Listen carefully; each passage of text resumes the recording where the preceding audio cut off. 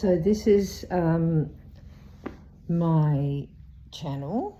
Michelle gets her life back, and it's the raw version, the unmakeupped version, and the real version of my life that I'm not just doing for YouTube. This is how I am all the time. Just let me show you Faithy Girl, my beautiful little whippet cross, which was on my last one. I'm talking funny because I had dental work done yesterday, and they put this metal band around a tooth because it's got a crack in it, and oh my goodness, it's been so sore because I went to the dental hospital, and that you've got students there, and she's left it all rough, so it's hurting my tongue, so I'm not talking properly. I hope I get used to it, or I might have to go back. But the problem is today's Friday, and I don't think I'll be able to get in until after the weekend. So it might be a bit of a Panadol job. So this is little Bella. Little Bella, that's Mum's doggy. I live here with my mum. She's 94 years old. Oh, there's Ramsey, wants to say hello. Say hello, Ram. Ram, say hello. And he's 13. Oh, so I live here with my mum. She's 94, and oh my goodness, I'm going to the gym, but she's out with a carer for a couple of hours. So when she's out, it's me time. So I don't want to go to the gym until after she gets back, because that gives me more me time. But sometimes I just because this channel won't just be about exercise and everything. It's about taking my life back, and it was very hard adjusting to being mum's carer, because you're living with your mum for the first time in years, and you know there's a reason you left home. Well, other than you got older. It doesn't always work coming back home, does it? So anyway, I love my mum, but dementia is not an easy thing to deal with either. So she's gone out, but I find I go out a lot, but I also love to be home on my own. Yes, better girl. I love to be home on my own because it's so tranquil and quiet, except if I'm talking on here. But I could sit and do nothing, and that's beautiful, but this just feels like I'm in my own space. It's really nice. So I relish these times, and she'll be back at about midday. So I'm not going to go out yet.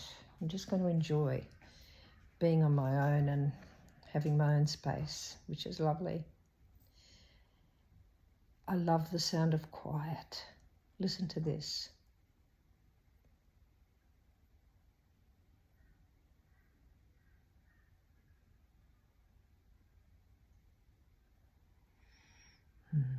That's peace to me. Sometimes I don't like the sound of quiet. Sometimes I feel like I've got to fill it with something. More so when I'm waiting for something. That is just so beautiful for me. I can hear in the background the wind against the windows, and the odd bird going quack, quack. Did I say quack, quack? Yes, precious girl. Hey. So we've got a little menagerie going on here, a little family of doggies. I have 2 dogs, and I came to live with Mum with 2 dogs. And she's got 1, so we have 3 dogs in the house. But we actually really love it because it feels like a little family. It feels like they're our family.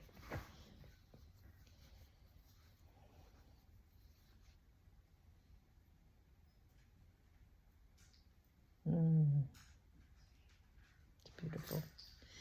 Peace, beautiful peace.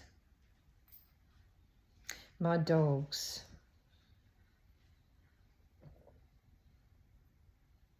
they really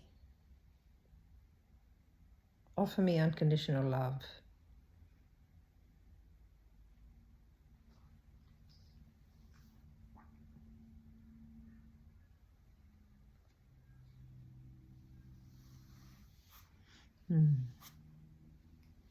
So I'm deliberately just being myself right now, and if that is to be silent, that's fine, because we don't always have to be noisy, do we?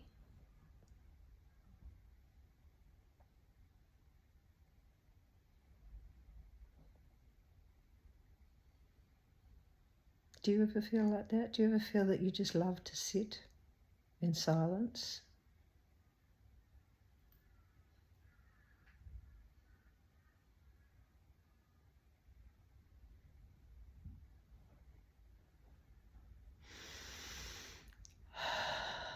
Taking deep breaths, not because I have to, but just organically finding myself, unwinding. See, I'm a big prayer too. I pray a lot, and so really I'm not doing nothing. I'm going into the presence.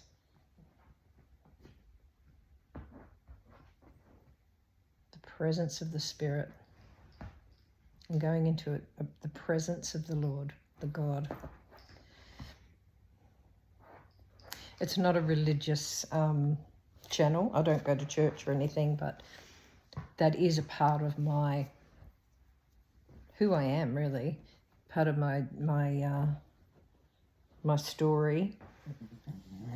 Since I was about, she makes these little noises. Since I was about 23, that's when I became, I would say, spiritual.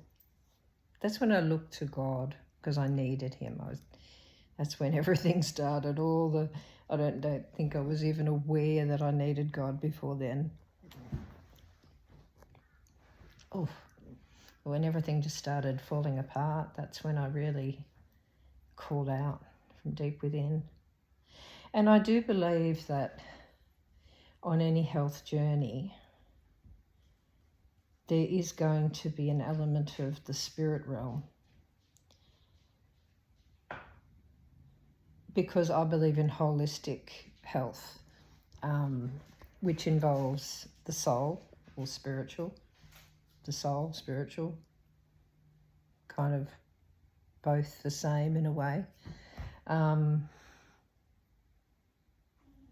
The physical, and that is like food, exercise, and mental health. And for me, a big part of my healing journey, my taking care of myself, is very much to do with my emotions. My emotions are a big part of my life. I don't know why, but I've always been a very emotional person and need to listen to my emotions more so than most people. I would say I would probably be on the spectrum. I've learned a lot more about myself since I've noticed my little granddaughter, Penny.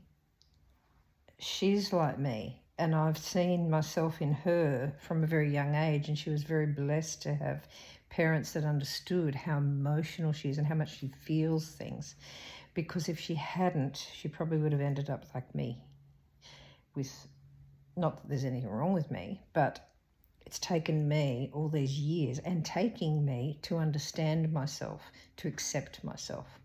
Anyway, I don't want to go too deep. At least not now. I want to keep it light and fluffy. So, yeah. The peace I'm talking about isn't just peace from the quiet, although peace from the quiet is part of it. It's that inner peace of going into that space.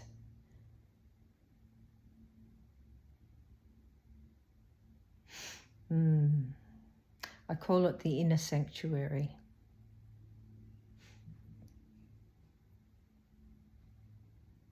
So rather than being religious, I would say I'm deeply connected spiritually.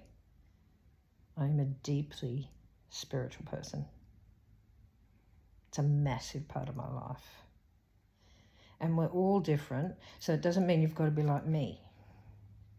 I think everyone's spiritual, but some people are more aware of it than others.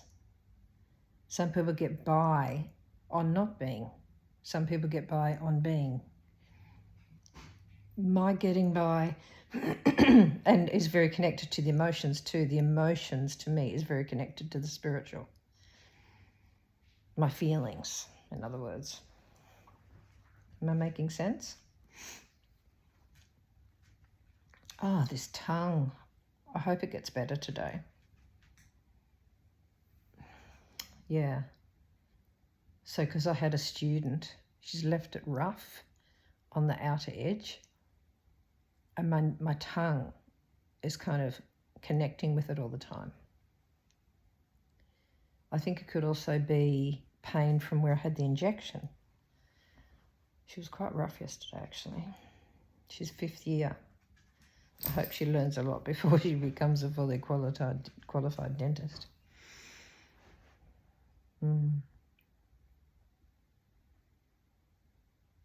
and I do these readings every morning, and one of them I would really recommend. I can't read out of it because that's against copyright, but it's called I Hear His Whisper for Women. I Hear His Whisper for Women. It's a meditation and devotional, and it's by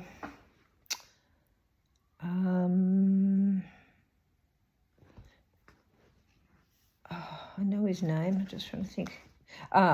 Brian Simmons, Dr. Brian Simmons. And I tell you what, it is beautiful.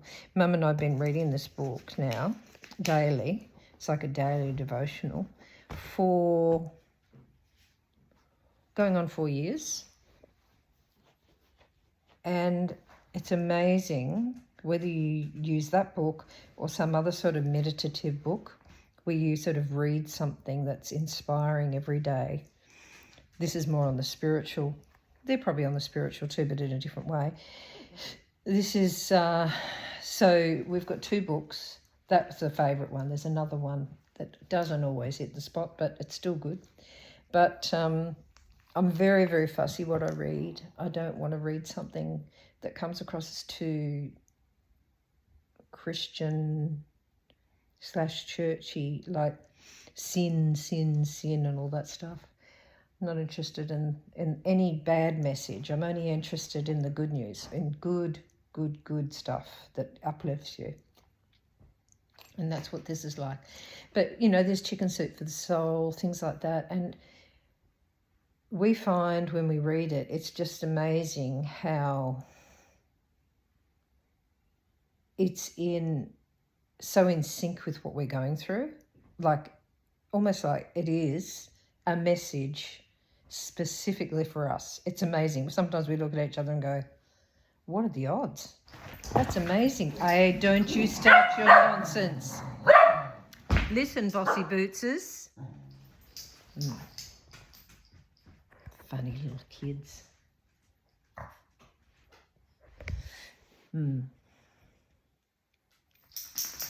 Everything that walks past.